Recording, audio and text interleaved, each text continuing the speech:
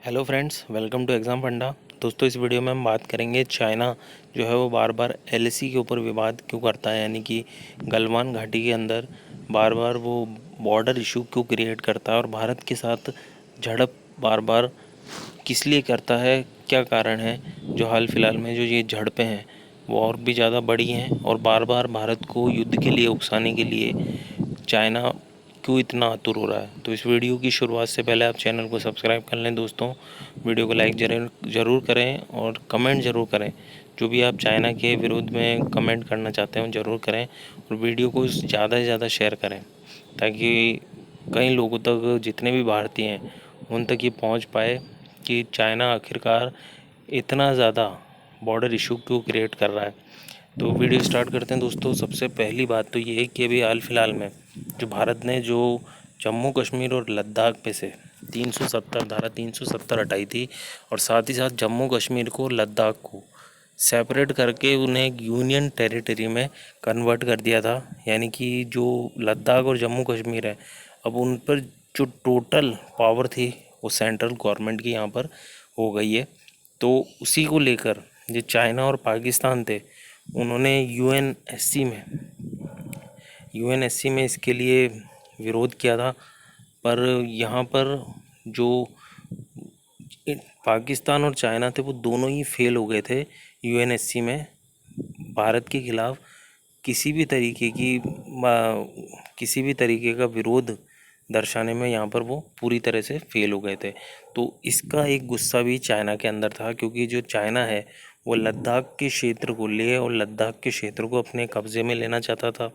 तो जब तक वो धारा 370 थी तब तक वहाँ पर सेंट्रल गवर्नमेंट का जो पावर थी वो कम थी। अब जैसे ही धारा 370 हटी तो वहाँ पर पूरी तरीके से सेंट्रल गवर्नमेंट की पावर वहाँ पर अप्लाई हो जाती है। तो इसको लेकर भी जो चाइना था वो काफ़ी ज़्यादा इस इसका विरोध कर रहा था, क्योंकि वो उसको अब वहाँ पर सीधे तौर पर दिक्कत महसूस होने लगी थी। दूसरा अगर हम बात करें तो अभी जो पीओके को लेकर है, यानी पीओके के अंदर जो कि भारत का हिस्सा है, जो पाकिस्तान अधिकृत कश्मीर के नाम से जाना जाता है, तो चाइना जो है वहाँ पर जो है डैम बिल्डअप कर रहा है पीओके के अंदर, वो भी जिसका भारत ने विरोध भी किया था। और अभी हाल फिलहाल में जितनी घटनाएं हो रही हैं उनके अनुसार चाइना को कहीं ना कहीं ये लगने लगा है कि पीओके जो है वो भारत कहीं ना कहीं पाकिस्तान से वापस ले लेगा। तो इसको लेकर भी कि कहीं उसके जो प्रोजेक्ट पीओके में चल रहे हैं इस पर भारत की किसी भी कार्रवाई का असर हो सकता है। तो इसको लेकर भी जो अभी चाइना है वो काफ़ी ज़्यादा संदेह में था। यहाँ पर जो अभी चाइना जो है वो लेटेस्ट अभी पाकिस्तान में एक डैम बिल्डअप कर रहा है। साथ ही साथ जो सी पैक है, चाइना पाकिस्तान इकोनॉमिक कॉरिडोर, वो भी उसका भी काफ़ी हिस्सा जो है वो आप देखेंगे वो पीओके में से होके गुजरता है, जिसका कि भारत विरोध भी कर रहा था। और लगभग जो डैम बिल्डअप कर रहा है उसकी कीमत जो है वो लगभग $6 बिलियन के आसपास है, यानी लगभग 40,000 करोड़ के आसपास यहाँ पर ये डील है। और ये जो है ये डैम ये गिलगित बाल्टिस्तान में आता है, जो कि पाक अधिकृत कश्मीर के अंदर आता है। और जो ये प्रोजेक्ट है दायमार बाशा डैम। जो इस डैम का नाम है वो है दायमार बाशा डैम। और ये जो कॉन्ट्रैक्ट है ये पावर चाइना, जो कि चाइनीज़ कंपनी है, और साथ ही साथ तो जितने भी पार्टनर हैं पाकिस्तानी आर्मी के, वो मिलकर यहाँ पर ये पैसा लगा रहे हैं, यानी कि पीओके के अंदर इन्वेस्ट कर रहे हैं, जिसको लेकर भारत ने विरोध दर्शाया था। उसके लिए भी यहाँ पर शायद चाइना और पाकिस्तान की ये साठगांठ हो सकती है भारत के साथ किसी भी तरीके से युद्ध करने के लिए, उकसाने के लिए। अब अगर अगली चीज़ हम बात करें तो जो टोटल स्टेक है चाइना का, जो पाकिस्तान के अंदर चाइना पाकिस्तान इकोनॉमिक कॉरिडोर है, उसके अंदर जो ये रोड वो अपनी अर्थव्यवस्था को बढ़ाने के लिए जो ये रोड डेवलप कर रहा है, तो वो उसकी एक महत्वाकांक्षी योजना ये भी है कि वो इस इकोनॉमिक कॉरिडोर के ज़रिए, यानी पाकिस्तान के ज़रिए इस्लामिक कंट्रीज़ के अंदर अपना अब इस्लामिक कंट्रीज़ के अंदर यहाँ पर एंट्री करना चाहता है। और जो यहाँ पर चाइना पैसिफिक इकोनॉमिक कॉरिडोर जो ये बन रहा है, इसमें लगभग 10,000 जो चाइनीज़ हैं वो यहाँ पर काम करते हैं। लगभग 10,000 चाइनीज़ यहाँ पे काम करते हैं और काफ़ी सारे पाकिस्तानी भी यहाँ पर काम करते हैं। और काफ़ी सारे जो पावर प्रोजेक्ट हैं और इंफ्रास्ट्रक्चर वो भी यहाँ पर इस प्रोजेक्ट के तहत बिल्डअप किए जा रहे हैं। और जो सी पैक है वो खाली पाकिस्तान और गिलगित बाल्टिस्तान से भी नहीं होके जाता, बल्कि ये जो है मानसहरा डिस्ट्रिक्ट जो खैबर पख्तून है, जहाँ पर बालाकोट लोकेटेड है, वहाँ से होके भी जाता है। तो ये कहीं ना कहीं बॉर्डर के और भी ज़्यादा पास आ जाता है, जो चाइना का जो इकोनॉमिक कॉरिडोर है। और साथ ही साथ जो काराकोरम हाईवे है, जो कि लिंक करता है पाकिस्तान को चाइना के साथ पीओके के थ्रू, तो ये भी मानसेरा के थ्रू जाता है।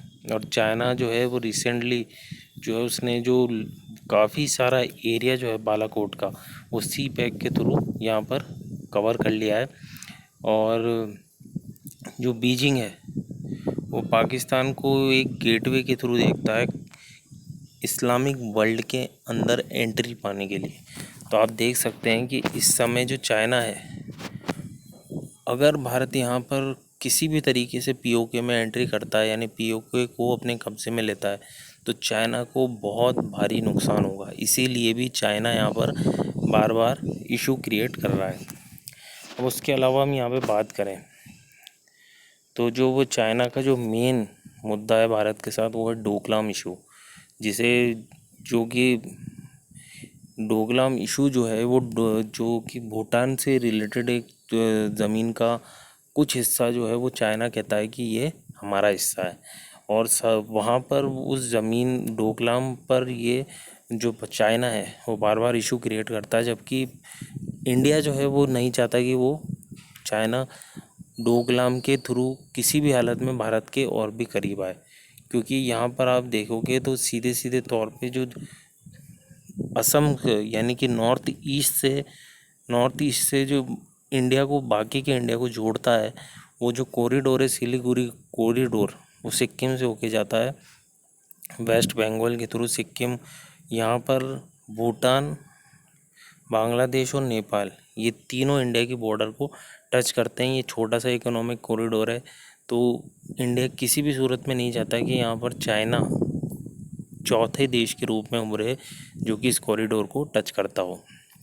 तो यहाँ पर भी चाइना को लेकर विवाद है। यहाँ पे चाइना बार बार ज़मीन को हथियाने की कोशिश करता है, पर बार बार इंडिया उसे रोक लेता है।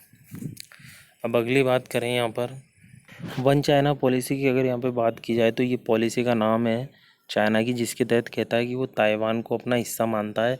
चीन का मानना है कि चीन एक राष्ट्र है और ताइवान उसका हिस्सा है।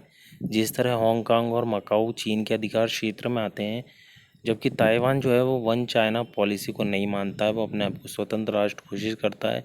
और चीन का कहना है कि दुनिया में अगर कोई भी देश उससे संबंध रखता है तो उसे ताइवान से अपने सभी संबंध तोड़ने होंगे, क्योंकि वो चीन का हिस्सा है। इसी कारण दुनिया के अधिकतर देश ताइवान को मान्यता नहीं देते हैं। ताइवान जो है यहाँ पर अभी भी अपने आप को जो है रिपब्लिक ऑफ चाइना कहता है, जबकि चीन जो है वो पीपल्स रिपब्लिक ऑफ चाइना कहा जाता है।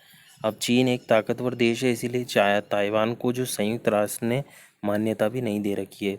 इसके क्योंकि चाइना जो है वो परमानेंट मेंबर्स में आता है यूएनएससी के कारण। इसी दबाव के कारण जो है यूएनएससी ने अभी तक ताइवान को स्वतंत्र राष्ट्र घोषित नहीं किया है। इसीलिए वो अंतर्राष्ट्रीय खेल आयोजनों कई तरह के इवेंट्स में भाग नहीं ले पाता है। तो यहाँ पर चीन जो है, ये चीन की दादागिरी का एक आपको नमूना देखने को मिलेगा।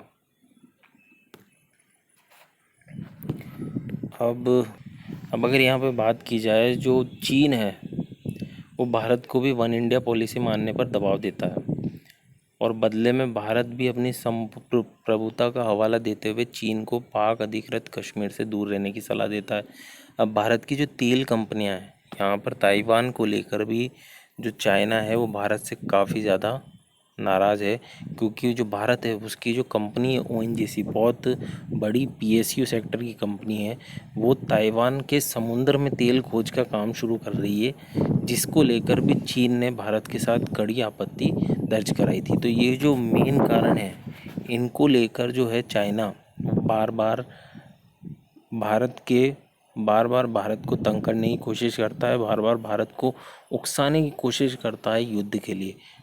और वो समझता है कि भारत कमज़ोर है, लेकिन शायद वो पुराने भारत को नए भारत में वो अंतर या तो देख नहीं पा रहा है, क्योंकि उनकी आंखें जो हैं वो थोड़ी कम खुलती हैं।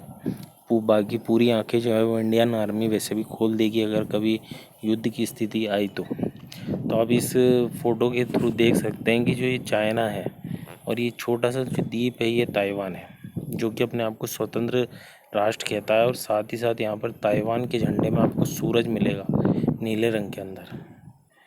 और ये नेशनलिस्ट जो है उनके रूल में काम करता है, जबकि ये कम्युनिस्ट है। जो चाइना वाले हैं ये कम्युनिस्ट है।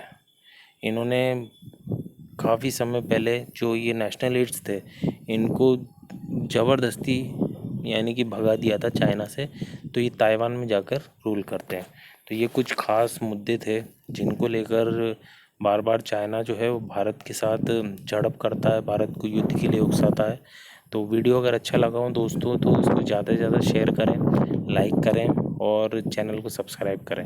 मिलेंगे दोस्तों अगले वीडियो में। हाल फिलहाल के लिए आप चीन से जुड़ी हुई हर प्रकार की चीज़ों का बहिष्कार करें और चीन को उसकी औकात याद दिलाने में भारत की मदद करें। तब तक के लिए मिलते हैं अगले 2 वीडियो में दोस्तों। धन्यवाद।